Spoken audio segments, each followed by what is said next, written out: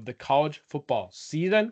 We start with some of our spreads, a handful, or more than a handful, of some massive games as we inch our way into some conference play. Some teams have already started conference play, but others are following suit. So I'm going to start right away. My week 5 picks.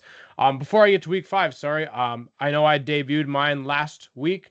My buddy Turner here is going to jump in and maybe hopefully make this a weekly thing for weeks to come. But my week 4, as well as I thought I did, I only went 4-5 in my picks that I shared last week. So my current record overall is 25-25. But my week 4, my intrigue picks that I didn't actually end up taking, went 4-0. So maybe that's why I took more picks this week, because all of these picks that I'm intrigued by, I convinced myself to jump in, because last week's picks that I didn't actually take went pretty well. So I'm going to start with Florida State -6.5. I know their quarterback who runs the show has been questionable all week. I looked last night. It says he is probable.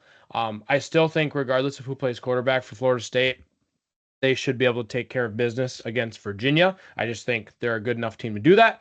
I got LSU +1.5 against Ole Miss. Everyone's talking about the hoopla with Lane Kiffin's daughter dating LSU's linebacker. I don't obviously think it's a big deal. I think it makes this game a lot more interesting, just based on people who don't understand football. But I am going to take LSU +1.5.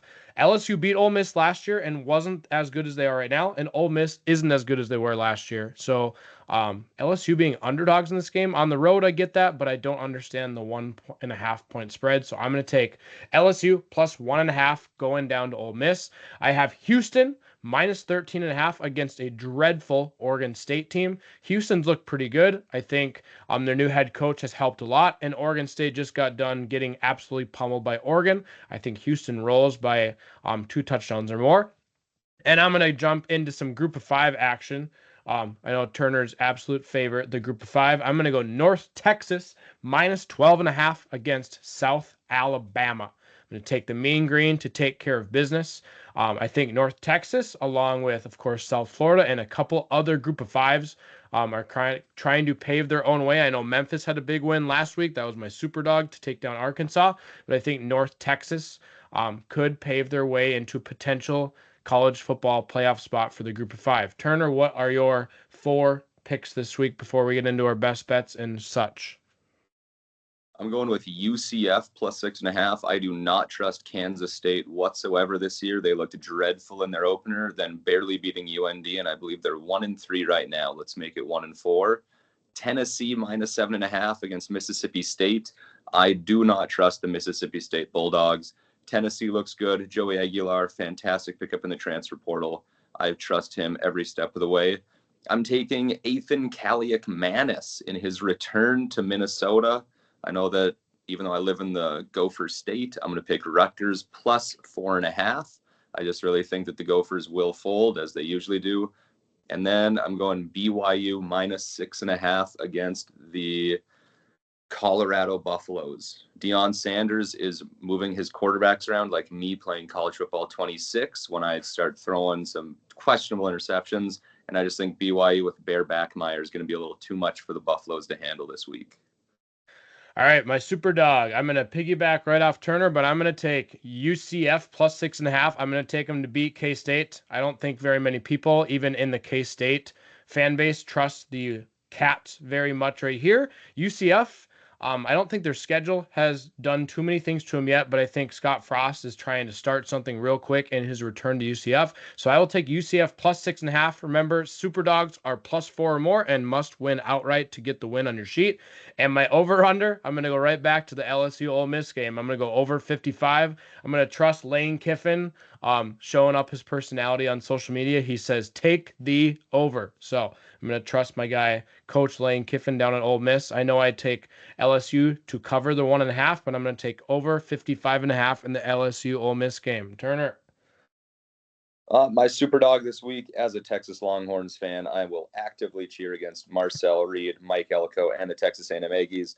Let me have Jackson Arnold leading the Auburn Tigers back-to-back years to upsets over the Texas A&M Aggies. They're 6.5-point underdogs. I think they can pull it off. I think they're going to get that win.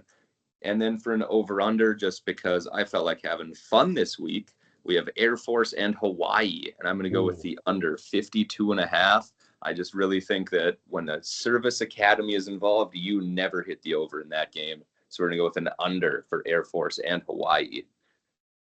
All right, some bonus picks that I don't have on the sheet that we have in a group of buddies. Um, Again, last week I had 4 intrigue picks that I didn't necessarily jump in on. One of them was kind of tied to emotion with my brother being out in West Virginia, and Kansas definitely covered that one. But since my intrigue picks were 4-0 last week, we're going to throw a few more bonus picks in this week. I'm going to take Kansas minus 5.5 against Cincinnati. I'm going to continue to back Illinois. This pick scares me. I almost want to back out of it because I've heard a lot of good things about USC. The only issue is USC plays so many West Coast late night games. I have not had the chance to watch the Trojans very much. But I have Illinois plus 6.5 against USC.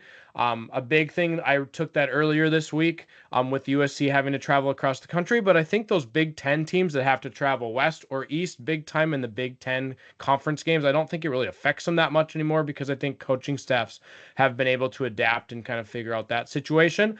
And again, intrigue pick that I finally got myself to jump in on: Indiana minus 7.5 against Iowa. I'm curious to see what Indiana's performance looks like here. Can they put up points? I know Iowa is a team that's known to be able to slow teams down and just figure out a way to win games with their defense at the end. But I think the Kurt Cignetti Indiana Hoosiers can find a way to cover the 7.5. I'm going to go against Turner. We'll see what Texas A&M looks like. I like Texas A&M off of a bye week to go out and cover minus 6.5 against Auburn. And another one that kind of scares me, but I'm going to kick myself if I don't take this and it turns out the way that I think it might. I'm going to take Washington plus 7.5 with the Buckeyes coming to town. Washington has the second longest home win streak behind the Georgia Bulldogs. I don't think they've lost a home game since like 2019 or something outrageous. Ohio State, of course, has their redshirt freshman quarterback who really has not had to play in a chaotic environment yet. So I'm going to take Washington plus 7.5. That line has moved from like plus 14 down. So we will see how that game ends up. Turner, any bonuses you got on your sheet? The first, I only really have 2. The first one is the Utah State Aggies. They are 21.5 point underdogs. They have already covered once this year as 29.5 point underdogs, only losing by 22 to a Texas A&M team that I think is a little bit better than Vanderbilt. So I would say Utah State plus 21.5. I know that line is a little scary, but I would still go for it. And then led by Pudge the Cat. I mean, give me Bowling Green plus 8.5 all day against Ohio. I don't care if it's at Athens. Drew Pine is going to outduel Parker Navarro. Still probably lose, but I don't think it's going to be by 8.5 points because it is a Maction morning game. Nothing better than a little Maction morning to kick off your weekend, Kyler. Oh, absolutely. I knew you were gonna hit Bowling Green or something in there. I had a few written down, and again, I gotta watch. I say I have to watch a little more Maction to get some confidence, but let's be real. I will never have confidence in any MAC team enough to put money on them. So my intrigue games this week: I have Arkansas plus 4.5 against Notre Dame. Notre Dame obviously being talked about as 0-2 team that's still in the AP poll. Whatever, the AP poll doesn't even mean anything anymore. Baylor minus 20.5 against Oklahoma State. My question is, how dead is Oklahoma State? Or is their locker room come together? I don't think they're gonna beat Baylor, but can Baylor still cover the 20.5 against a completely dead program in the Pokes? And the one game I have debated and then stood away from and then debated: TCU plus 2.5 against Arizona State. I think TCU is a good team. I don't think they're a playoff team by any means, but in the Big 12, I think they can find themselves in the mix the next couple weeks. Again, how good is Arizona State? I think TCU can go down and beat Arizona State. So if I was forced to make this pick, I would take TCU plus 2.5, but it is another game that I am kind of staying away from. Turner, any intriguing picks before we get to our best bets?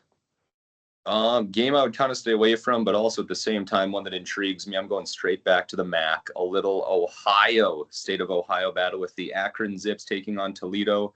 Toledo led by senior quarterback Tucker Gleason, who also had a pretty dang good bowl game last year. They're 21.5 point favorites against a team that is already ineligible for a bowl game. The Akron Zips have not been good. But with 21.5 points, knowing they can't make a bowl game, they're only here to play spoiler. I know that 21.5 probably seems doable for Toledo, but I would stay away from it because I think Akron is really going to thrive on being a spoiler this year. Could be a fun one to watch, though, because after all, I am a sicko that loves Mid American Conference football. Absolutely. I love the group of fives that surprise you left and right. My best bet. I'm taking Georgia -2.5. I heard it's one of the most bet games, most bet spreads in Vegas this week. I'm going to take Georgia -2.5 against Alabama. I actually went to Alabama versus Wisconsin down in Tuscaloosa 2 weeks ago.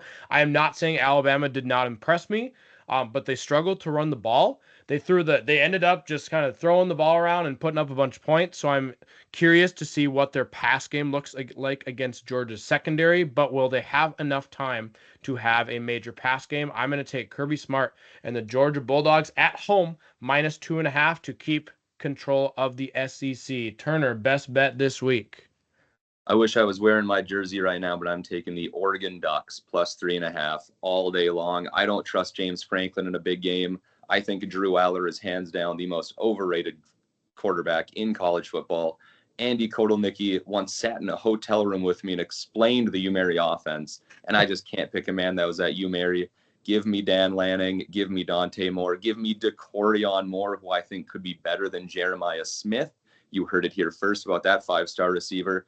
Oregon Ducks, I know that it's a Happy Valley. I know it's a night game. I know it's a whiteout, but give me those Oregon Ducks all day long because I do not trust Penn State and big game James Franklin. All right, ladies and gentlemen, those are our week 5 picks. Join us next week for some week 6, but enjoy a massive weekend, of college football as we get into some big conference matchups that, of course, will directly affect the playoff picture. Thank you, Spot, for stopping by.